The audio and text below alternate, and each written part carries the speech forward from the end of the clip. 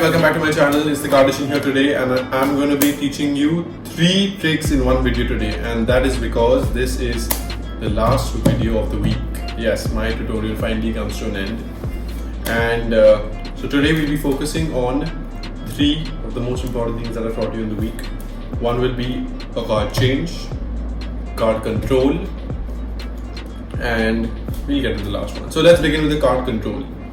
So in the card control, what I'm going to do is we'll give the deck a shuffle, to show that it's absolutely no setup trick, and let's ask the spectator to choose a card. So let's say they choose this card, and I'll just keep shuffling the cards, and the spectator can say stop, and we just keep the card here, give it a good old cut. Now we can give it a few more cards. So now what I'm going to do is, first I'm going to show you once more. This is an absolutely random deck, and your card could be anywhere. This is no setup. None of the tricks today will be a setup based trick, and let's get into this trick. So what I'm going to do is I'm going to start making piles. Right? We'll make piles of random piles. You could go up to 10, like 10 here. We could probably go up to 10 more here. 4, 5, 6, 7, 10, maybe 10 here, absolutely random, and just keep going. 3, 4, 5, 6, 7, 8, 9, 10. I think I made a few mistakes in counting. It's okay. 1, 2, 3, 4, 5, 6, 7, 8, 9, 10. Oh, I counted one card less. Okay. Now what I'm going to do is let's get these cards in. And well, now what I'm going to do is I'm going to cut it into 2 separate files. Right? Okay, let's make it 3 separate files. So now I'm going to make these into, let's say, 5 here, 5 there, no, 6 there, right? 1, 2, 3, 4, 5, 6 there, okay. 5 there, 6 there, okay. We keep these cards here. We could make 1, 2, 3, 4, 5, 6, 7, 8, 9, 10, 11 more cards. Keep these cards in the middle, and 1, 2, 3, 4, 5 cards at the bottom. Now, for the first time, randomly, I found the spectator's card. And well, we both know that this is not the spectator's card, the spectator will say no. So let's try again about here. The spectator says no again. Now, I'll ask the spectator to whisper the name of the card to me and the deck, and they'll say 10 of spades, and the deck will begin counting letters, English letters. T, E, N, O, F. Each card is equivalent to 1 letter. S, P, A, T, T, S. Now the deck could have stopped here. The deck could have stopped here. For the 7 of the 5 of spades, the deck stopped at the 10 of spades.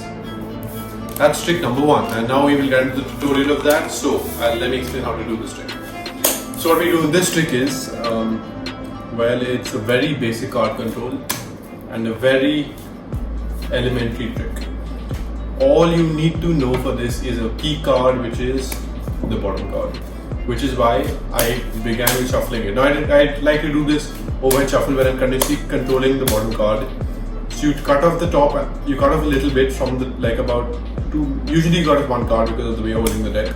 So you hold your thumb like this, all 4 fingers bottom, and you just pull off the deck. And then you just continue to do a normal overhead shuffle.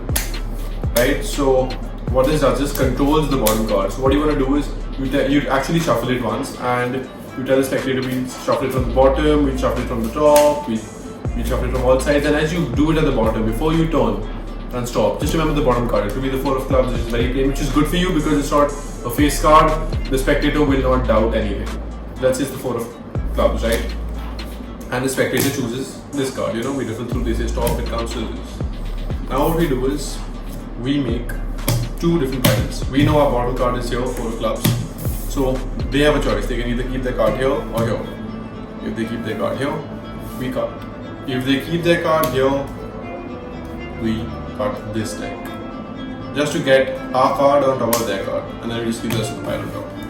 If you actually wanted to build the effect, you could cut the other deck too, it doesn't make any difference. And then you just carry on with the trick where we start putting cards down. So you could see you put at random, you could, and don't make it very specific like I did in the trick where I said 10, I just got lucky there. But say somewhere between 12 and 15, and the second you see your card, just change over to the next pile. And you could do one thing I did, you could intentionally make some counting arrows and just in the middle. Like we don't know how many cards these are, 1, 2, 3, 4, 5, 6, 7, 8, 9, 10, 11, 12 cards. But you've not been counting, you've been talking to the spectator, you could say that I think that's 10 cards, let's just keep going on, 11, 12, okay 12 cards, let's stop at 12, that's exactly perfect for us. Now that's coincidentally also to be the 13, 14 or 15, that just got lucky there. And then you just change on. Now their card is on the top here, because when we turn it over, their card will be on top. And then you just make a natural, like 12 more here. I'm not counting right now, 12 more here, so let's say you've got 12 there.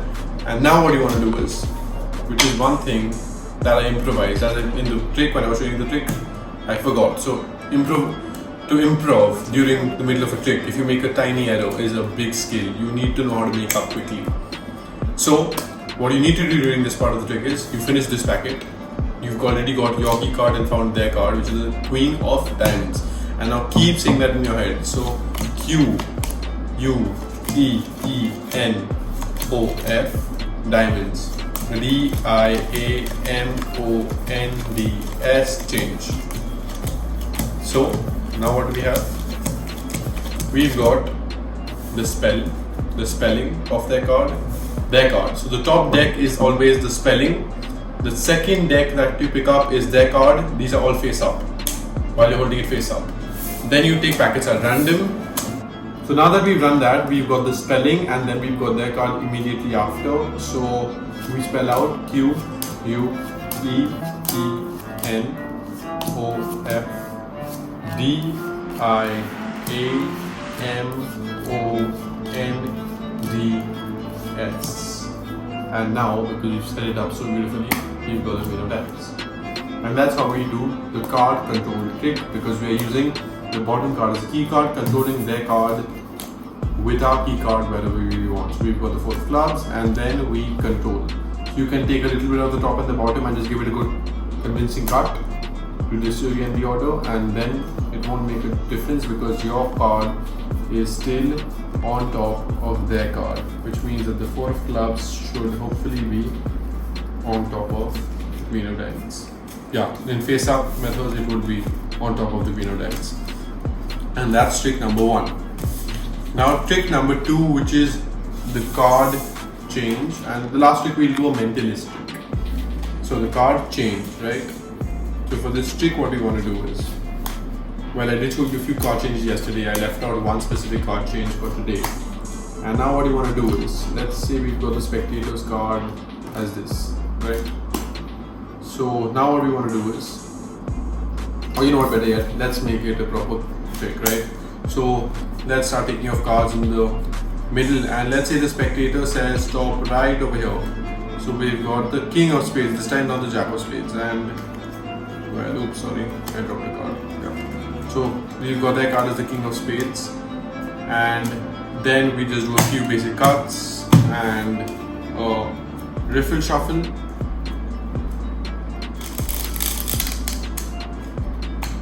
Okay. And now what we want to do is just give it a good overhead shuffle and just take like about a few cards, turn it face up and just keep swapping the cards, making the entire deck back to back, both packets facing in opposite directions. We could close it off with the bottom packet. Yeah, with the bottom card we can close it off. So the deck looks something like this, where the right hand side, the left hand side of the deck faces left and the right hand packet faces right, and right about here we've got a split. So we take the split, okay, and now what we want to do is about here, right about here I'm going to cut it because, okay, and now we've got the Queen of Spades, right? What was the audience? Yeah, King of Spades, right? So the Queen of Spades is going to be used to find the King of Spades. What I'm going to do is show you. the Queen of Spades. 24 degrees. And now, you're going to just rub on the Queen of Spades back. Just lightly rub until she produces the King of Spades. And that is a very simple card change. So, I got very lucky with the Queen of Spades. So I just made up an improv commentary on the spot. You just add, to the effect of the trick. So let's say the spectator in your trick also had the King of Spades. What you would want to do is, first of all, take that card, simply, control it to the top of the deck. Once you control it to the top of the deck, then you would shuffle it to the bottom. Once you shuffle it to the bottom, what you would want to do is take some of the cards face up, face down, entire deck back to back, and this is genuinely back to back, and then close it off with the bottom card, which is their card. Now what you want to do is show that the left hand side faces left and right hand side faces right. And lastly, the most important part, showing that the bottom there's a break and then just swapping. That's it, because their card we close the deck with. When we swap, this entire deck faces upwards, and then we take this packet and we pretend to make it back to back. But now the entire deck is face down except of their card. So there are two productions you could do here. One, you could just simply do a basic spread, and sorry about that. Yeah, this is the rough surface as I mentioned in the first video. Yeah, and their card will be face up. Or you could do what I did, and I'll just rearrange the deck. Give me a second. And what I did was basically, you take the packet and you've got the card face up, and then you roll up during the deck and you just look, right? You show them.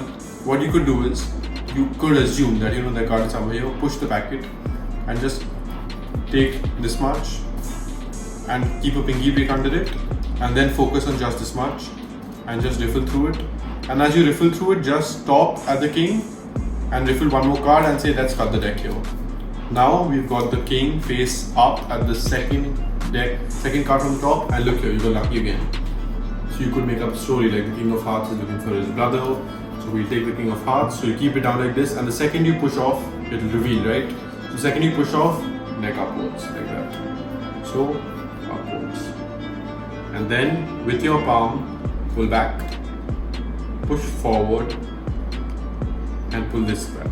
Now obviously I showed off a lot and I flashed a lot there, but what you want to do is forward, palm at the back, deck align with your palm. You're practically palming the card, and as you do this, no windows and rub.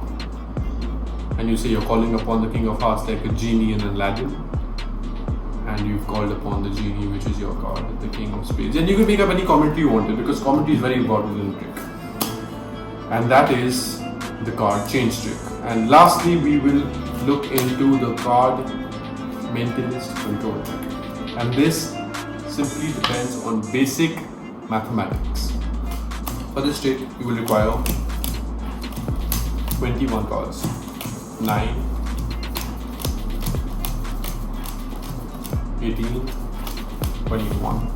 So 21 cards right here. 1, 2, 3, 4, 5, 6, 7, 8, 9, 10, 11, 12, 13, 14, 16, 17, 18, 19, 20, 21. So let's say the spectator chooses a card in their head. They do not ever need to mention it to anybody, write it down anywhere. The only evidence of the card is in their head, which cannot be accessed as of now in 2020 at least. Now, let's say they choose the ace of clubs. There are quite a few aces in this deck, 2 red aces. This is the only black ace that I can see. So let's take the ace of clubs, right? So now their card could be anywhere. We can ask them to give the deck a nice shuffle. And because there's no sleight of hand in this trick, it depends on mathematics. I will give you a straight up tutorial. I will not demonstrate this trick because it's very simple. And now, what we do is we make it into 3 separate packets.